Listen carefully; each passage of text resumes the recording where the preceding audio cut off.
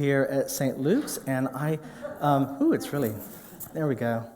And I thought it'd be a good idea to kind of give you a little bit of background on Handel's Messiah, which the choir will be doing, next Sunday as part of a kind of a sing-along. So you can all come and sing some of your favorite choruses from this work. And what I wanted to do today is just kind of give you some background information. Why this work? Why do we keep performing this work? And I'm going to concentrate mostly on the musical matters today because that's my background. I'll let others kind of tell the more theological aspects of it. This piece right here is an illustration of Vauxhall Gardens in 18th century London. It's still there. There is a tube stop in London called Vauxhall, but the beauty that you see here is not there anymore. It's just another random park in London. So, but in the 18th century, these so-called pleasure gardens were where everyone went to mingle and to hear music. Works by Handel and Thomas Arne and others. It was kind of like the Piedmont Park of its day, and to tell the story of. Let's see if we can get this work. We have to do this. It looks like it's not. Yeah, advancing. Okay.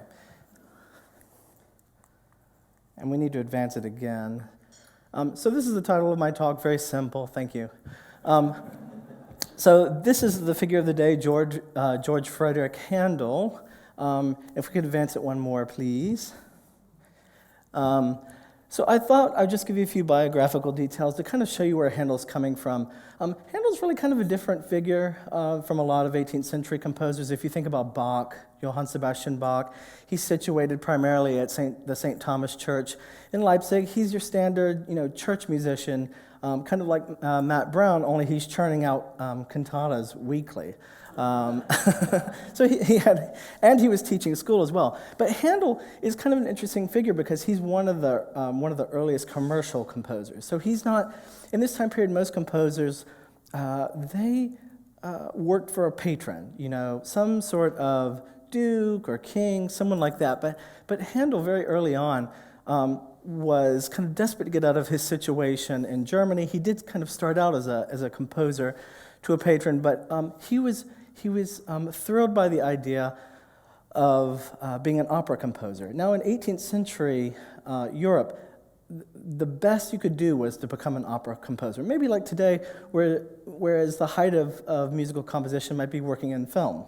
It's well paid, high profile. In this time period, it was Italian opera, and to some degree, church music less so. And there's nothing wrong with that. It's just kind of the way of the world in this time period.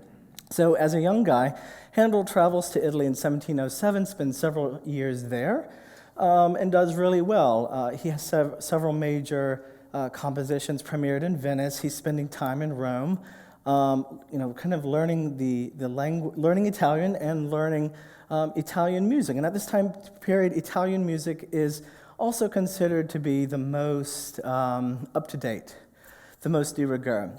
And then moves to London in 1711 to take a commission for his first opera for that country. And this will be the first major Italian opera for London anytime. There had been some experiments previous to that, but 1711 is sort of a watershed date for Italian opera in London, and it's still a major thing today. I mean, if you go to the Royal Opera in London, you're going to see works by Verdi and Puccini and others. So there is that long history. And then he moves there full-time in 1712, and then from 1712 all the way up to about the 1730s, he is just churning out opera after opera. And the thing you need to know about these operas is that they're largely stories about major figures from history, ancient history. So Julius Caesar, Xerxes of Persia, people like that. Earlier on, a lot of opera had been about myths, like Orpheus and Theseus and people like that. But in this time period, they were more focused on telling stories of great kings and heroes for audiences who themselves were the cultural elite. They were kings, they were the educated elite, they were landed gentry. So they're basically telling stories about themselves. But the thing here is that these stories always have a moral to kind of remind them to be good. Be a good king, be moral, be good to your people. That's kind of inherently these stories. Let's see if I can get this to move a bit. Oh, here we go. Great. It's finally working. But here we go. London is kind of a fickle audience, and that's always been the problem with it. So by the 1730s, he's been churning out these operas for about 20 years now. He starts to experiment with English oratorio. And oratorio is nothing else than basically English or sacred opera. And that's how you should think about these. And this is a really smart business move. Handel was a really good business man. I mean, we don't think about musicians being business people, but they are. So the thing with opera in the 18th century is that come Ash Wednesday, no opera. You have to become pious and reflective. But Handel saw an opportunity here. Basically he could shift from writing Italian operas to writing oratorios. And they basically work the same way. And this is the thing about Messiah, and I think this will get to its uniqueness, is that Messiah is nothing like that. So most oratorios are, like I said, they are sacred operas, stories about Solomon, Samson, a lot of figures from the Old Testament. And so rather than citing scripture from the Old Testament, what a lot of these figures, what a lot of these works do is they present them operatically. So there is a character Samson, there's a character of Solomon, and they're talking together in dialogue. And then in those moments where you have songs, or what we call arias, they're reflecting on what's happening in the action. So essentially, there's no difference between opera and oratorio in this time period. And in fact, the Italian style of oratorio is basically just the sacred opera, but it's in Latin or Italian. So it looks just like Italian opera of the day. They've just switched subjects. Now what Handel does, which is really clever, is he will develop a scene by having some dialogue or a narrative of some sort, then a reflective aria or song, and then he will cap it off with a chorus.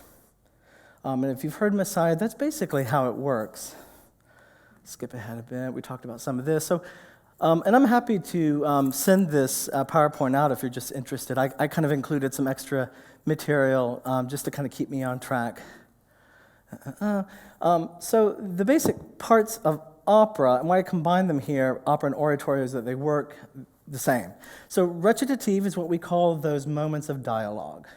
This is where a character is talking to someone else, so it's dialogue or it's some sort of narrative. You see this in Bach's Passions, where the tenor, who is kind of the gospeler, is telling us what's happening. Jesus went here, he did that. And that's all happening in recitative because it's a lot of text, and you have to declaim that text very quickly. Whereas those reflective moments, either in opera where, she doesn't love me, what am I going to do? Or, some sort of I am unworthy. In general, that's all going to be presented in this aria. It's kind of where we go internally. And we carry all of these conventions into oratorio, since, as I said, they're all kind of they work very similarly. Okay. It works and it doesn't. It's kind of... Could we advance the next... Oh, thank you. Okay, well, let's see. What do we have here? The other interesting thing about oratorio is you think, oh, it's sacred. It must be performed in church. But here's the thing. They thought that was so inappropriate, which is kind of ironic, because they still saw these as theatrical works. So if you were to see, Handel's Solomon or Samson or Theodora, a work about the martyrdom of Theodora, these works would have been performed in a theater. In fact, some of them were performed in the Royal Theater. And that works good for the theaters because they stay open to some degree. Some of the theaters had to close. It kind of depends on where you are. In Rome, it's much more conservative. So theaters really do shut. But in London, it's kind of a different matter, and it just sort of depends on the time. But in this period, primarily these works are performed in theaters. Let's keep us on track. I'm going to move a little forward. Prohibition against opera, what's that about? It's considered too secular. Yeah. Can we advance just a bit? Thank you. Okay. Okay, so the interesting thing about Handel's Messiah, it is such a unique oratorio, and I would argue that's why it has such staying power. A lot of these other works are, like I said, essentially just are operas. You know, they were written by a librettist who is the poet. You know, you see the same thing in musical theater. Someone writes the lyrics, someone writes the word book, someone writes the music. It's very similar here, where you have a poet, and that would be the case with, you know, Handel's Saul or Solomon. Someone wrote the dialogue, the arias, the couplets.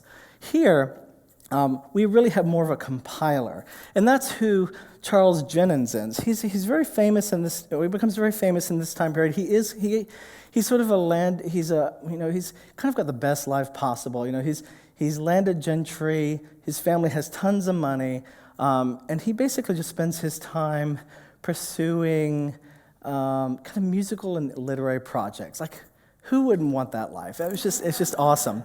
And so he's written a few librettos for Handel, including the one for Saul. And then he's also the compiler of the Messiah. But this is the interesting part. Messiah has no characters. It's just a series of scriptural quotations from the Bible and the Book of Common Prayer. I believe the Psalms used are from the Coverdale version. But it's all very tidy, and it's not meant to be kind of a passion story like Johann Sebastian Bach's Passions. You know, the St. John Passion or the St. Matthew Passion, for example. This is meant to be kind of a pastiche of materials gathered from various sources, but put together in basically a narrative form. Okay, could we advance, please? Thank you. And this is Charles Jennens. And the thing about Messiah is that although they start out friends early on, he and Handel start out as friends early on, he gets very frustrated with Handel because he feels like Handel isn't taking the subject very quickly. And Handel, like a lot of musicians in this time period, is famous for writing music very quickly. And, you know, in sort of older historiography, it was framed as, Handel is in this divine inspiration, and he's just churning out Messiah in 24 days. He wrote it in 24 days, by the way, all 200 pages of it. But if you look, and scholars have looked at his work progress for other compositions of a similar nature, length, he's basically working as he was. It was very easy in this time period to do that sort of thing. To churn out music quickly, because you had to.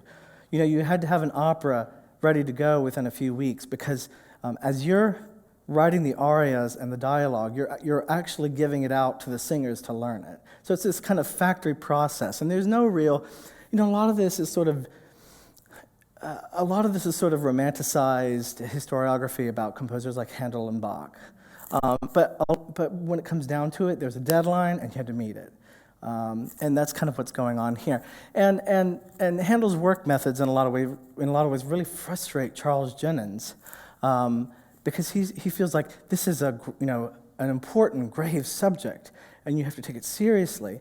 And he felt like Handel was just kind of sketching quickly and not really kind of giving his musical all to it. And arguably, there's some oratorios that are stronger and better put together.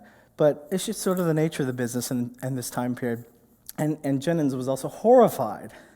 He uses the word mortified, that the work premieres in Dublin and not in London. Dublin, as you probably know in this time period, is the second city in the British Empire. It's still part of the British Empire.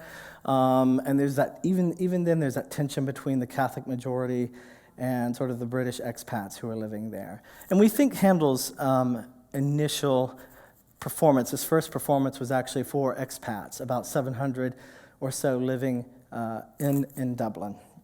I'll get to a few more details, and then I want to look at some musical examples, because we started a little late, unfortunately. Could we advance the slide, please? So here's some details on Dublin to give you a sense of the situation there. Again, the musical life is very similar to that of London.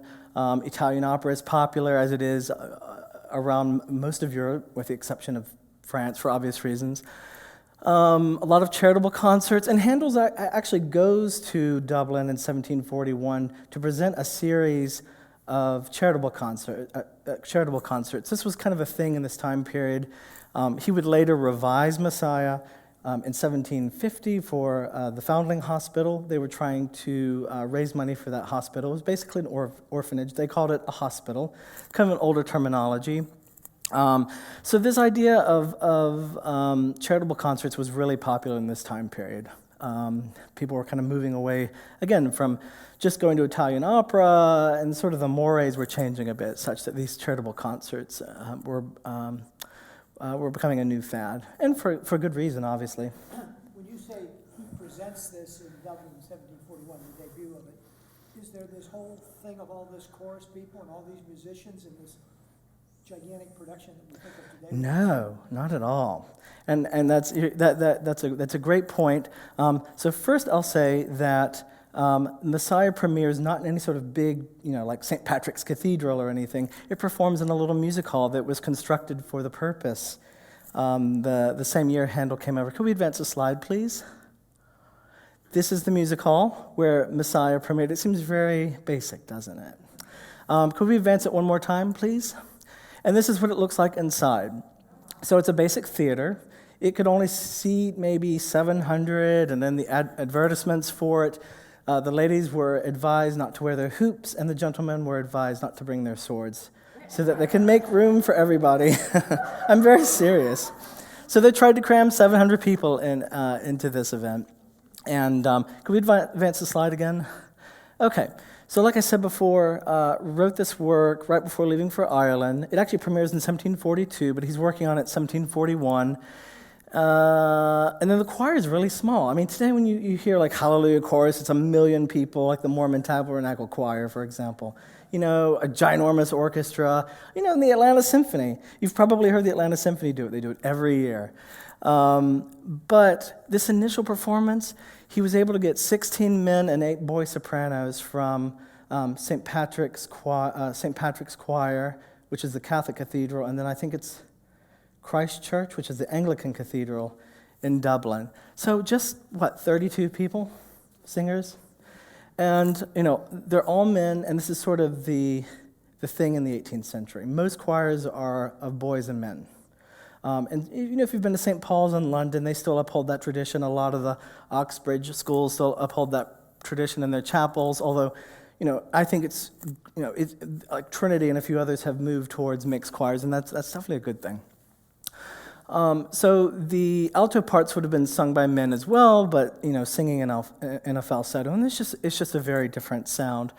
And then the 2 people that he had come over were Cristina Ovoglio, who's an Italian opera singer. She sang the soprano part. So if you've ever heard that aria, Rejoice, Rejoice, Rejoice, that would have been sung by her. And then Susanna Cibber, who was a kind of a famous theatrical actress of the time, almost more, kind of what we would think of as maybe having kind of like a musical theater voice. She sang the alto part, and she was actually the sister to Thomas Arne, who is famous for his Rule Britannia. So that's her connection to fame as well. Can we advance the slide, please? This is her, Susanna. And once again, please. Okay, and also the orchestra was rather small. It was basically a corps of strings, harpsichord, maybe a plucked string like a theorbo, which is basically like a lute, trumpets, which appear later on in Hallelujah Chorus, and at the end at the Amen. And the trumpets in this time period don't look like modern trumpets. They basically have no, valves or anything like that. So you have to do it all with your mouth, and they're kind of much longer looking. So let's get to some music. If we could advance the slide once more. Let's see if I can do it.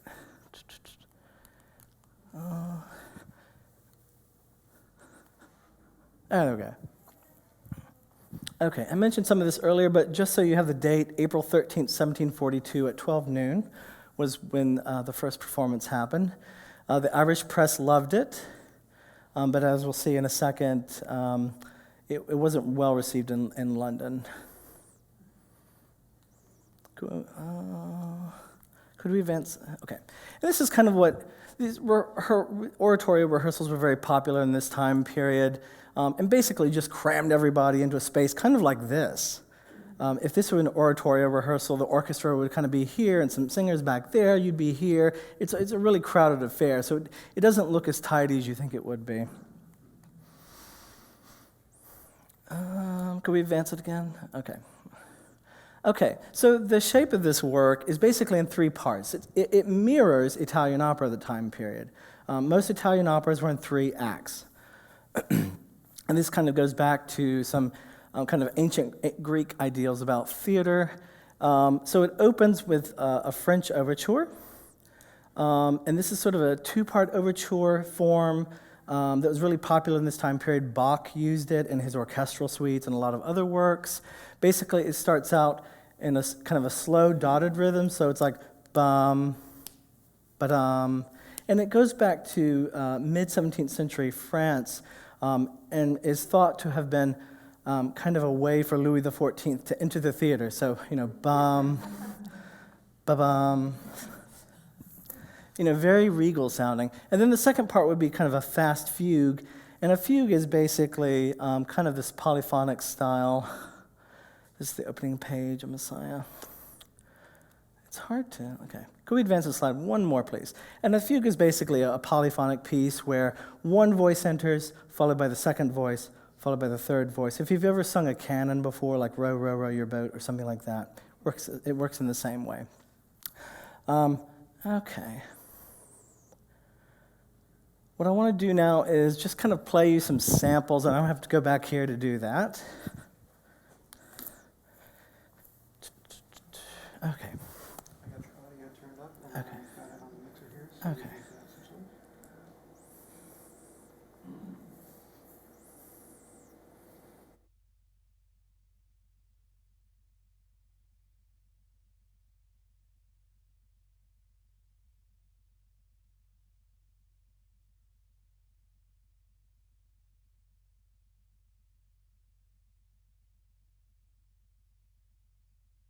This is the Messiah Overture as performed on period instruments, so you can kind of see what they look like. They use gut strings, sheep's gut rather than steel. And I'll play you just like the first couple of seconds of it, just to give you a sense of what it sounds like.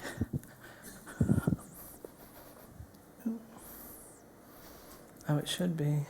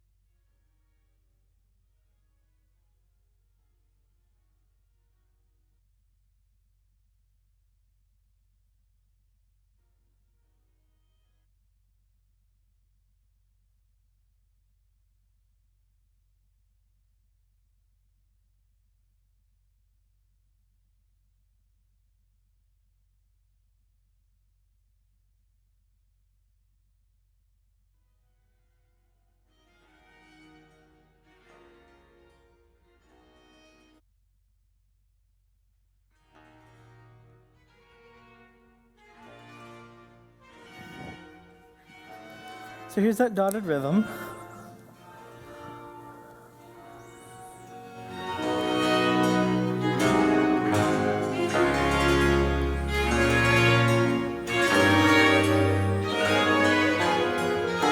And a lot of the music in this time period was performed kind of one instrumental part or just a few instruments to a part.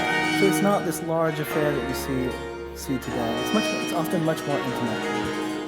And since we're short on time, I'm going to move ahead.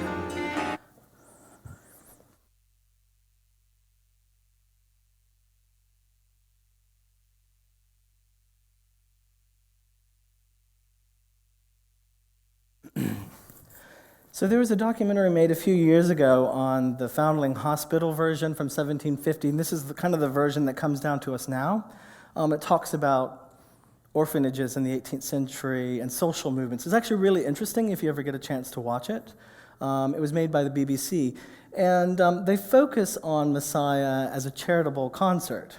And I thought I would play a bit of For Us, A Child is Born, one of the great choruses from this work, just to kind of show you what it looked and sounded like. And again, this is only 16 men and 16 boys, just to give you that sense of the intimate sound, and just to show you what the space looked like. Okay. Oh, thank you.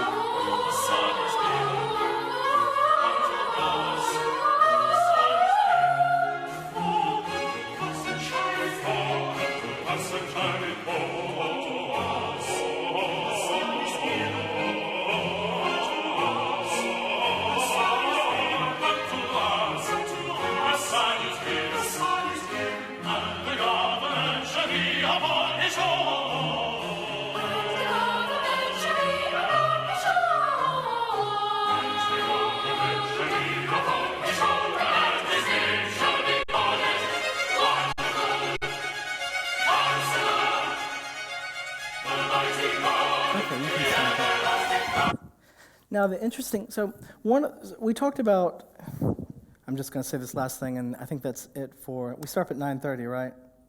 We don't, what time do we stop? Okay, we can keep going then. I was told 9:30. It's like, how do you do this in 30 minutes? It's impossible. We talked about him finishing this work in 24 days. How does anyone do that?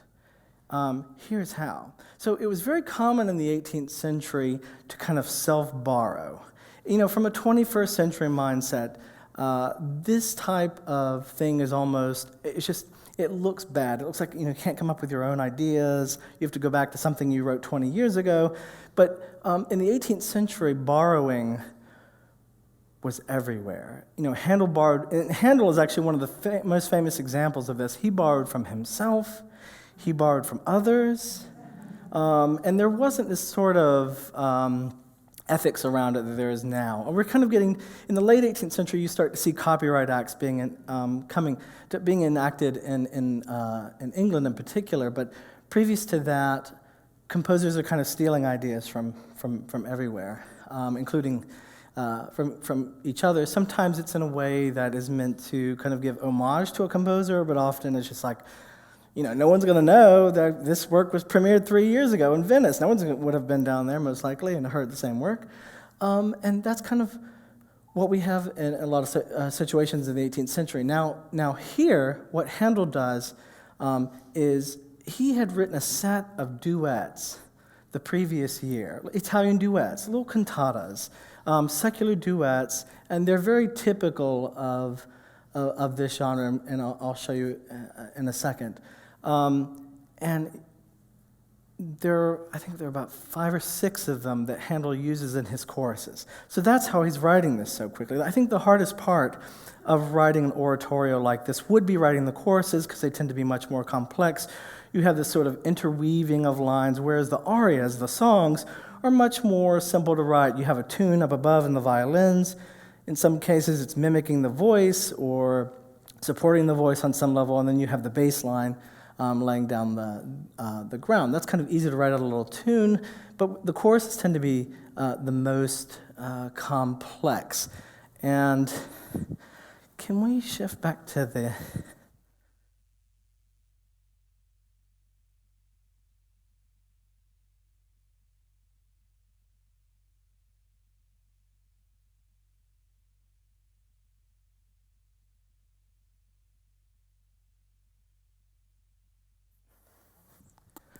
And like I said before, these choruses tend to be the highlight. So oftentimes with the recitative, it's dialogue. Then with the aria, you get sort of a personal reflection.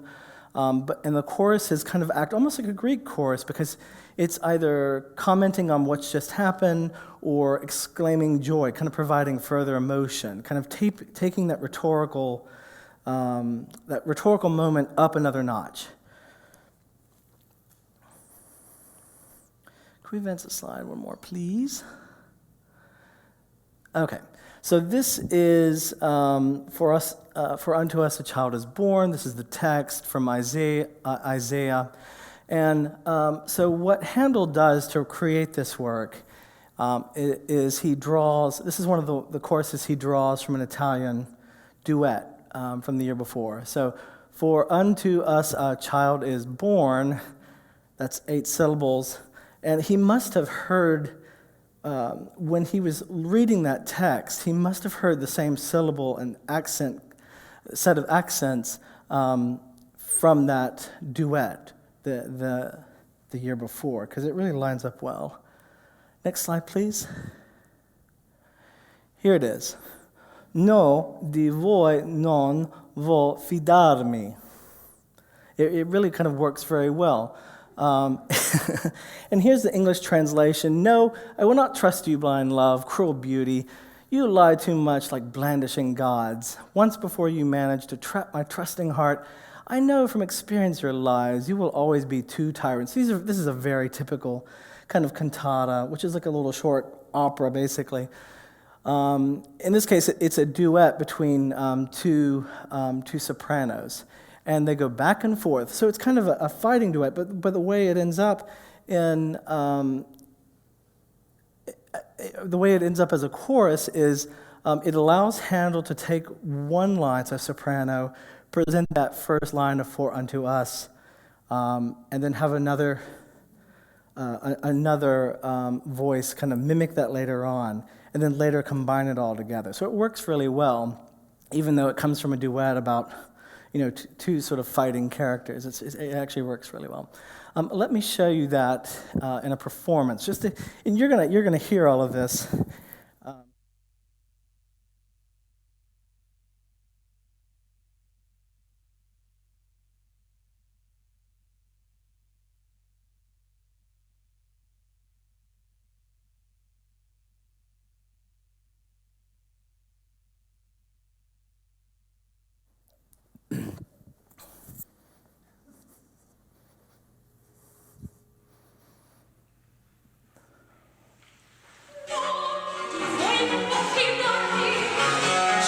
Sounds familiar, doesn't it?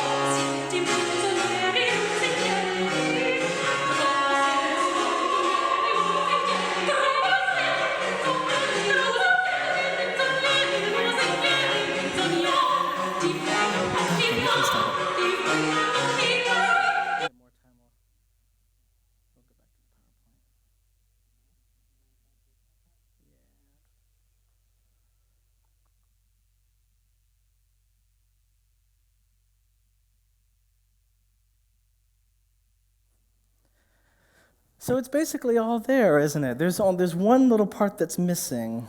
Could you tell? In the chorus, there's that moment where it's wonderful, counselor. That's not there, but everything else is, and it shows you Handel's sort of working process, that he can kind of take something from somewhere else, put it into this new space. That's kind of a very Baroque idea to take this little pod of something here and refigure it in another place, rethink it in sort of new, interesting ways. And those works were probably either sung by two female sopranos or maybe by two castrati. In this time period, the castrati was a big thing.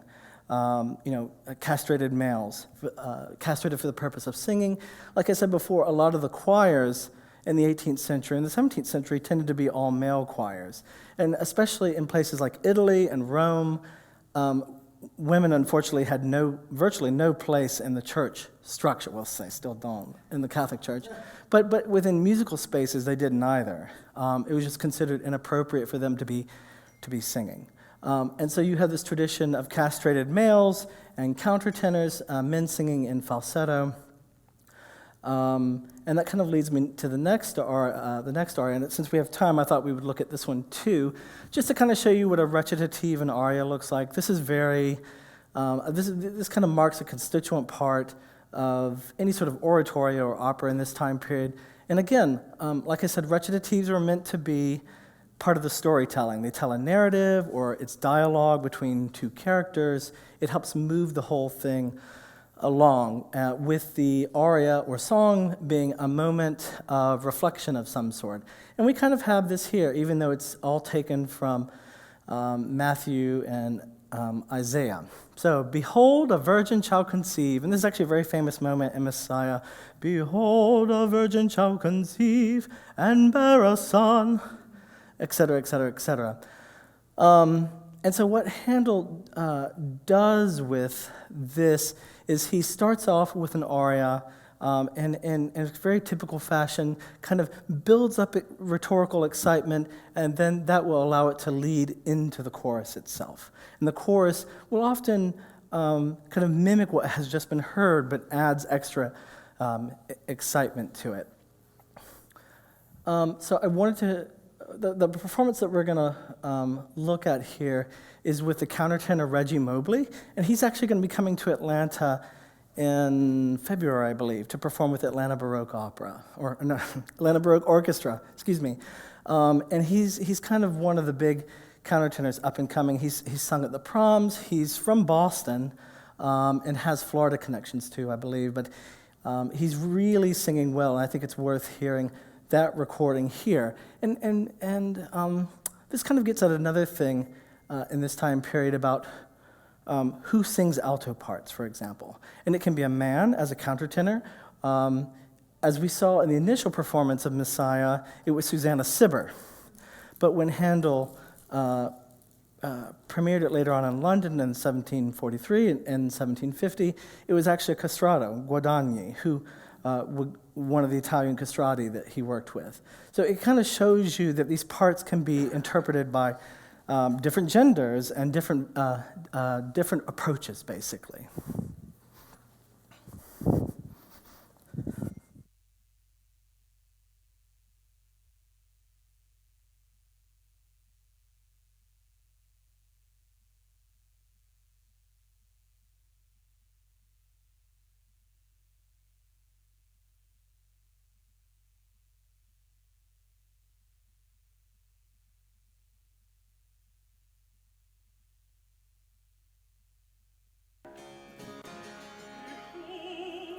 Oh, can you get up? Yeah. So this is kind of your typical recitative. It's supported by a harpsichord or some sort of... and here he's giving us, he's kind of narrating for us. And then we go into the aria, which is meant to be more of an emotional reflection.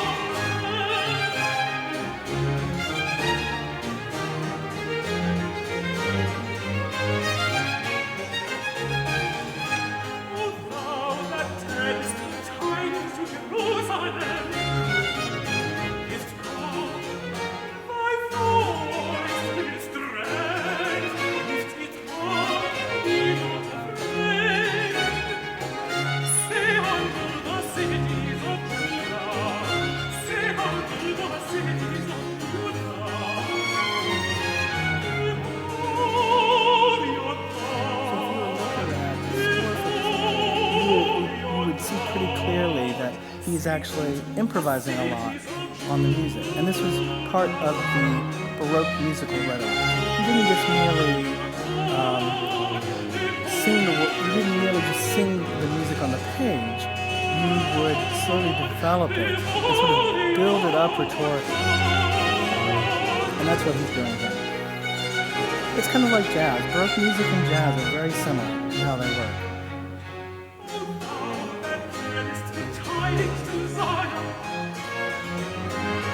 And you'll notice that he tends to sing melismatically, where you have multiple notes on one syllable. And this is also part of Baroque rhetoric too. It's usually on the verb or some important word. So if you're ever trying to figure out what is the important word in this couplet, this little aria, Baroque composers will often, like right here, it's called a melisma. And in Baroque rhetoric, it will really help you kind of figure out what the text is trying to say, what the emphasis is really on. And this all goes back to text painting, the Renaissance idea of text painting. You don't see it as often earlier on in medieval works, but in the Renaissance and in the Baroque, text painting is everything. So if you're expressing joy, you're probably going to have a melisma of some sort. And so again, in this scene, what we're doing is we're starting with the legitimate key. We're using that aria to kind of build excitement about this great moment that's happening. And then the chorus comes in and kind of sends it over.